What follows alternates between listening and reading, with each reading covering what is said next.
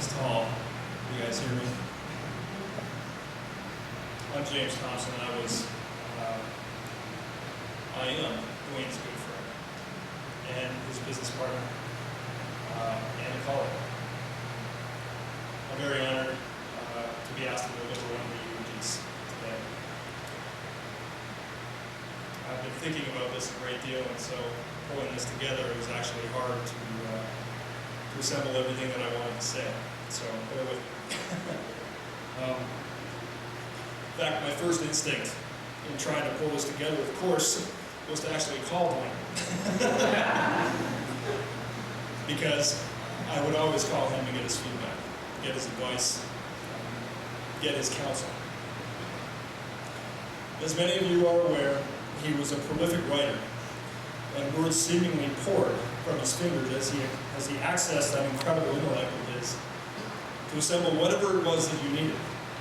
Contracts, songs, haiku, political diatribe, you name it, Dwayne could deliver. So let me share a little bit about what I knew of Dwayne. I knew him for about 10 years. In the last 5 years, I was, Dwayne's other wife, so to speak. We were joined at the hip, and we spoke every day, many times a day. So let me share what I know of him, his intellect, firstly. For those that knew him, the most obvious part of Dwayne, you could see, was his incredible intellect. He was the true Renaissance man, with interests that varied far and wide. He earned the name Wikibob on our camp outings to the desert, and for good reason.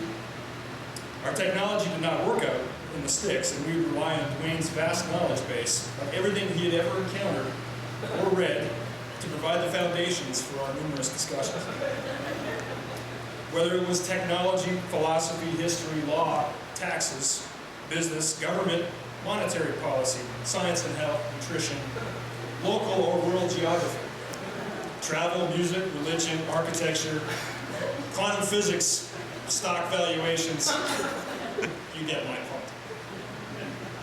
Dwayne somehow kept all that information in there, readily accessible, and ready to deliver at the right time, combined with a story, to make it interesting, contextual, and entertaining. Dwayne was simply sharing himself. His optimism.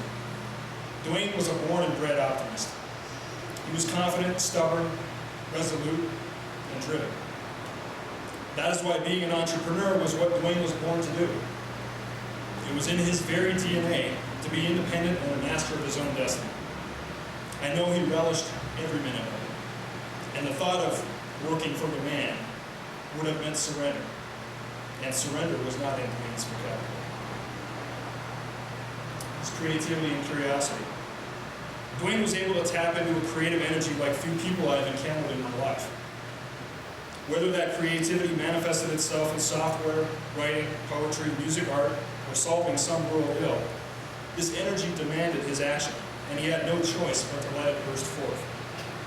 Couple this energy with an insatiable curiosity for nearly all of the things in the world, and one can immediately understand Dwayne's approach to life.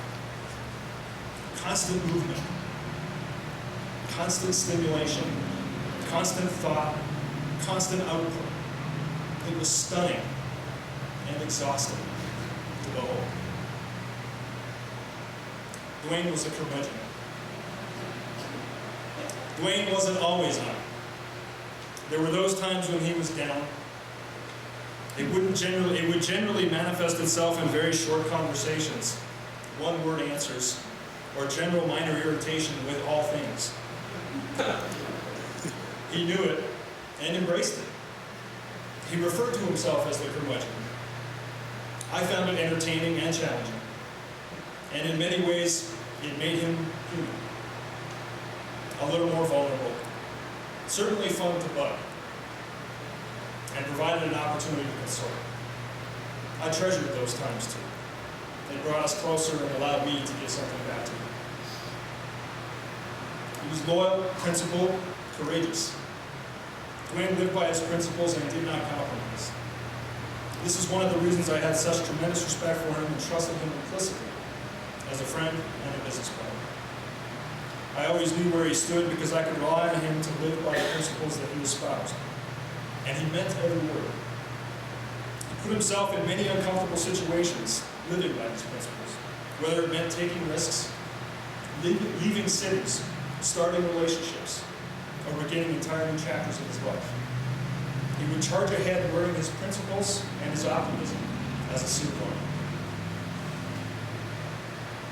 Dwayne's loyalty and trust were true, and he naturally gave people the benefit of the doubt.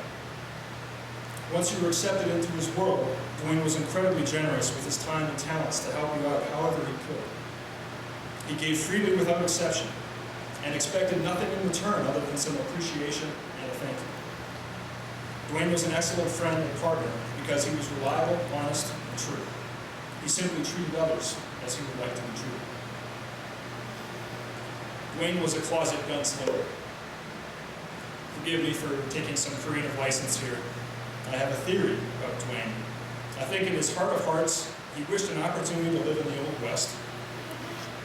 And he saw himself as the wealthy, independent, rugged, square-jawed gunslinger that could ride in and save the day. Rewrite the laws of the land to ensure political liberty forevermore. And maybe become a spokesmodel for Guns and Ammo magazine. Dwayne was an individualist, a libertarian, and loved his guns, ammo, and bullion. I will never forget his story of Y2K. While the rest of us partied like it was 1999, Dwayne was well prepared, with $10,000 in cash in hand, canisters of gasoline and guns and ammo ready to hit the road in a minute, should the unthinkable happen. Thankfully it did. I'm not sure what happened to the cash, but the gas canisters filled up the shelves in the basement. What Dwayne shared with us. Dwayne shared much of himself with those who knew him and the world at large. As always, what he shared was freely given in a spirit of caring, openness, and honesty.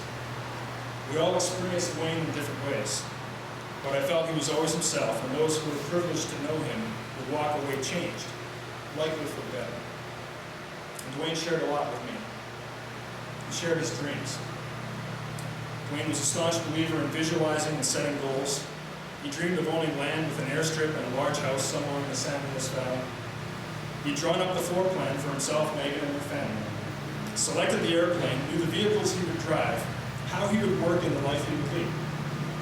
He dreamed big and believed big. It made him a force and helped direct his seemingly limitless energy. I always loved to hear about it. I did ask if there was an underground bunker just in case the unthinkable did happen, so I knew where to go. His travel. Dwayne had traveled extensively throughout the world, including Europe, India, and the Far East. I never tired of hearing his stories of the people and places he had seen. Dwayne shared his humor. Dwayne had a wonderful and sophisticated sense of humor. He had a naturally dry and caustic wit, yet still appreciated the cork-soaker skits and fart jokes. His writing often went over the top, like describing Bill Maher's rants as gurglings from his facial sphincter. I will miss his unique observations and novel perceptions of the world around him. He found the humor in life and tried not to take things too seriously. Dwayne shared humility and vulnerability. In spite of his incredible brilliance and creativity, I found Dwayne to be humble and vulnerable. In many ways, his intellect was an incredible gift and an incredible burden. Dwayne would always be forced to slow down, backtrack, and explain. I could imagine it felt like walking in quicksand. But instead of becoming exasperated, Dwayne chose patience. He recognized his exceptionalism, but did not seek to make himself above others. He sought instead to share and communicate and reach out. He used his gift in a spirit of humility, generosity, and grace. He shared his cooking. Steak, Greek food, Indian food, homemade bread, roast turkeys, smoked meat, sauces, chilies, and gourmet creations. They all tasted sublime. Enough said. his philosophy. Dwayne was a gadfly. He always challenged the status quo, both in his life and in the broader society. Armed with a breadth and depth of knowledge, of readily available knowledge, he could argue his points clearly, definitively, and exhaustively, and especially around the campfire in the middle of the night with a few beers and donuts. He shared his love of the outdoors. Dwayne loved the outdoors. We looked forward to our twice-a-year camping trips to the deserts of Utah to 4x4 hike and explore. We would start planning trips months in advance, using Google Earth to find new places to explore, new ruins, and new potential campsites. Dwayne tackled several 14ers in Colorado, never failing to have a smoke at the summit, and maybe a couple on the way up and down too. He loved riding his bike and enjoyed skiing and arranged for company trips as well as trips for friends and family. When Dwayne ventured from the basement, it was to pursue the things he loved and enjoyed doing in Colorado. And again, freely sharing with those whom he loved. So what is Dwayne's legacy? What does he leave behind for us to hang on to and remember him by? There are the obvious things like his company and the brilliance and creativity he put into creating the technologies that drive our business. There are the numerous manifestos, political diatribes, business plans, and ramblings that share his thoughts and ideas and give us insight into him. But I believe his greatest legacy are those of us left behind that had the privilege to know him and learn from him. Some important lessons I learned from Dwayne include: believe in your dreams, pursue them relentlessly, and never give up, no matter what, no matter how many times you fail. You believe that. Be curious and ask lots of questions. Lots and lots of questions. Blaze your own trail. Get off the beaten path and see what you find. There is humor in most anything, and you can probably find it on Wikipedia.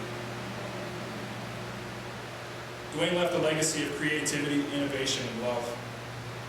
He was one of a kind. His spirit burned bright, and we'll miss the light.